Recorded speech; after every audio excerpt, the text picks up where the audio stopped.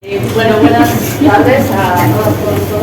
Muchas gracias y gracias a los organizadores. Este foro ha sido muy lindo para mí porque a muchos no había tenido la oportunidad de conocerles. En especial ha sido muy lindo escuchar a todos los estudiantes a mesa de hoy en sus trabajos que me han encantado y de gran calidad, así que muchas gracias. Y bueno, vamos a hablar un poquito aquí en colusión sobre el enfoque con el que trabajamos estas bellas personas y su servidora, ¿no? Entonces no les voy a presentar resultados como tal de un estudio, sino más bien algunas ideas de cómo usamos el enfoque de redes para tratar de estudiar conducta social en primates no tropicales, ¿no? Entonces básicamente voy a hablar un poquito del enfoque de redes, a qué me estoy refiriendo con eso, ¿no? Y algunas ramas en las que nos puede ser útil. Y bueno, ¿y qué es lo que está en la punta del iceberg ahorita en torno a ese departamento desde donde nosotros lo estamos viendo, ¿no? Entonces, bueno, para todas las personas que estén interesadas en estudiar propiedades de los grupos, comunidades de análisis, ¿no? Y también en las relaciones entre, en este caso, los miembros de un grupo, por ejemplo, ¿no? Ahí es donde el enfoque de redes tal vez puede ser relevante o valga la pena echarle un ojo, ¿no? Y bueno, en general lo que agrupa el enfoque de redes, o lo que estoy llamando el enfoque de redes, son modelos teóricos, ¿no? A diferencia de otros enfoques donde quizá aquí vemos un número n de monos, ¿no? Y vamos a estudiarles aspectos a estos monos, no sé, el género, el tamaño, el peso, si saben distinguir el color bugambilia o no, etcétera, ¿no? Si lo que nos interesa es tomar en cuenta lo que está sucediendo entre ellos, las relaciones, las conexiones entre ellos, en ese contexto, si eso es lo que sus preguntas abordan, el enfoque de redes puede ser de su interés, ¿no? Porque justamente los modelos estos teóricos de redes, aquí les presenté la versión más sencilla, ¿no? Monos y conexiones, por ejemplo, lo que hace es explícitamente poner atención a esas conexiones, ¿no?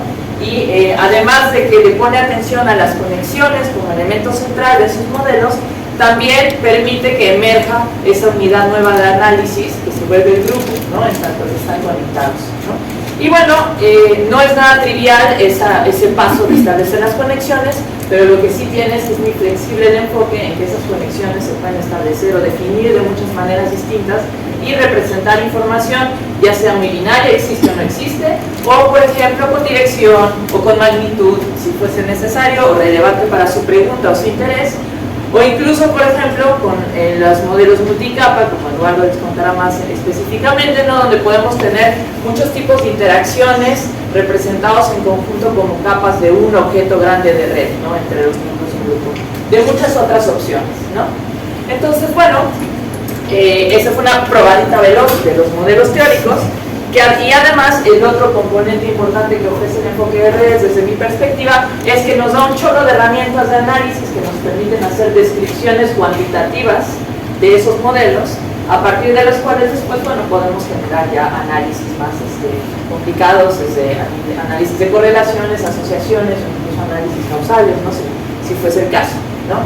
Entonces, a lo mejor ya es muy familiar para muchos, pero para quienes no, una idea breve de qué quieren decir o qué pueden querer decir algunas de estas métricas, ¿no? Pues van a ser características sobre la estructura de esas redes, ¿no? Por ejemplo, aquí hay una redecita muy sencilla donde espero que puedan notar que hay como dos secciones de la red, ¿no? Esta red no está conectada homogéneamente de todos con todos, sino hay un sector que está más conectado y otro sector. Entonces, bueno, esa es una característica que una métrica de tipo de modularidad busca capturar para ver qué tan compartimentalizada puede estar una red, ¿no?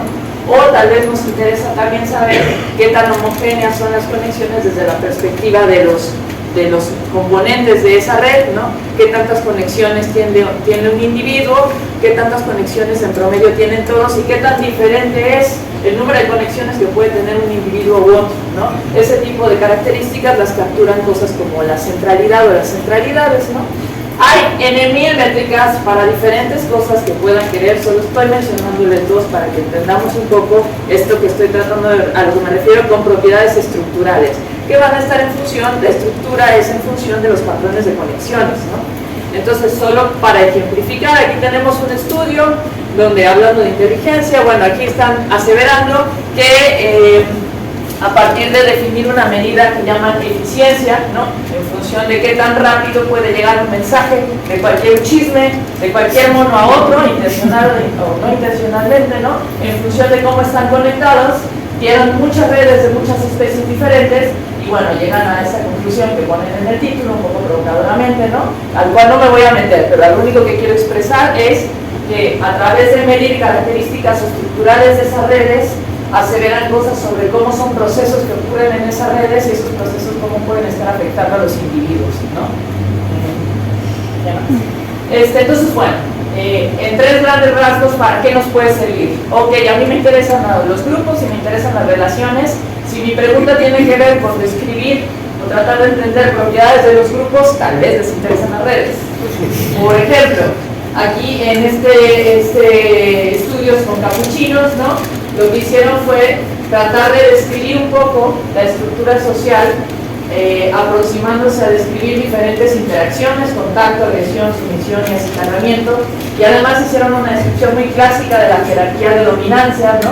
Y entonces dijeron, bueno, tienen una jerarquía lineal de dominancias, pero a diferencia de lo que se puede observar en algunos catarrinos, por ejemplo, donde esperarías que el grooming, el acicalamiento va a ser de los de menor posición en la jerarquía, van a buscar acicalar a los de mayor posición. En estos capuchinos no fue así. Los de mayor jerarquía y posición resulta que son los que más acicalan. Entonces, si bien obedecen o comparten una característica estructural que vemos en otras especies, otros aspectos de su estructura social no necesariamente son la misma, y eso lo pudieron ver porque vieron las interacciones diferentes, ¿no?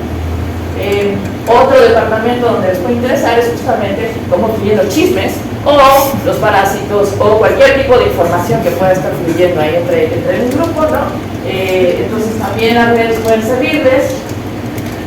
Ya Gabriel contó el ejemplo de un estudio donde estaban viendo cómo fluía la información de forrajeo o monos araña, entonces ya no les cuento de ese, pero aquí hay uno también con otra especie de capuchinos donde estaban comparando esta conducta que tienen muy simpática de usar piedras para romper comida y comer, ¿no? El uso de herramientas en capuchinos, muy estelar, muy divertido, muy interesante, y lo que quisieron ver es comparar varias redes de interacciones diferentes, acicalamiento, proximidad social y juego, con la red de observación. Esta de a quién miran, los que están mirando a otros, ver cómo lo hacen, ¿no? Entonces, ¿en quién se fijan?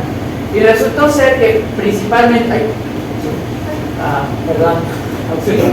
vieron que no coincidía la red de proximidad social con la red de observación. Es decir, no solo están viendo a sus más cuates o sus más cercanos, están viendo a los que les sale mejor este asunto del uso de la herramienta, ¿no? Entonces eso fue interesante porque entonces el proceso de aprendizaje y transmisión de la conducta no nada más el resultado de, pues veo que tengo más cerca, sí me fijo diferencialmente en la gente. Y bueno, como tercer departamento, para el cual les podría interesar este enfoque, es para entender cómo van cambiando o qué tanto es la dinámica a corto plazo de estas propiedades estructurales, de estas características del grupo, gracias, o a largo plazo, ¿no? Por ejemplo, aquí en una especie de muriquís, lo que hicieron a posteriori es resulta que había un grupo y se dividió permanentemente en dos grupos, ¿no?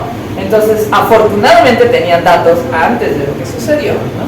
Y entonces todo esto es previo, hagan de cuenta que aquí se dividió, si fuéramos para abajo más en el tiempo, y este es el pasado por arriba. Entonces fueron viendo las redes de asociaciones en diferentes momentos, y si alcanzan a ver aquí, se empieza como a separar un cúmulo de individuos, ¿no? Se modularizó la red, para rescatar este concepto de modularidad, y resultó ser que aquí fue donde se dividió el grupo en dos, ¿no? Entonces, bueno, entender cómo se dividió el grupo, pues se pudo explorar a través de usar las redes aquí, en retrospectiva, ¿no?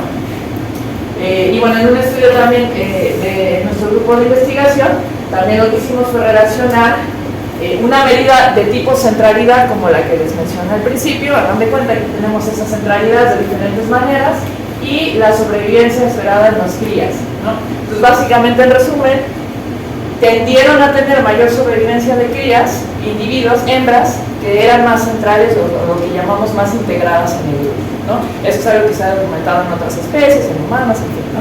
Entonces, bueno, ahí más o menos salió eso también. Entonces, bueno, ya para ir cerrando rápidamente, decir que se puede hacer un chorro de cosas y no es nada nuevo. ¿no? Ya al menos el estudio que más antiguo que conozco en monos con redes es del 65. Entonces hemos tenido bastante tiempo para aprender una que otra cosa al respecto, ¿no? Pero sí, hemos aprendido muchas cosas al grado en que estoy a punto de terminar, ¿no? Que ahorita estamos en un momento muy emocionante porque nos están llevando varios grupos de investigación que trabajan con conducta social animal a cuestionarnos algunos supuestos que ya dábamos por hechos atrás, ¿no? Y mucho de ello tiene que ver con cuestionar o regresar a observar nuestros supuestos de cómo definimos un vínculo. Entonces, muchas veces esa parte es un poco, usamos el índice de asociación X y ya, ok, voy a hacer mi análisis, mi GLM y todo, ¿no? Vamos a volver a revisar cómo estamos definiendo el vínculo y qué tal si modelamos los vínculos, le damos un poquito más de riqueza. Eso nos va a dar la posibilidad de tener incertidumbre. En lugar de tener ni una red que luego era un bootstrap o no sé qué, tengo un modelo de vínculos que me permite sacar muchas muestras de redes de esos modelos y de ahí después hacer mis análisis. Entonces, bueno, muy rápido, aquí hay algunas herramientas que están saliendo en ese sentido que les invito a hacer que si les interesa. Claro, nos obliga cada vez más a tratar de aprender a ser mínimamente eficientes en programación con programas como Python. Y gracias.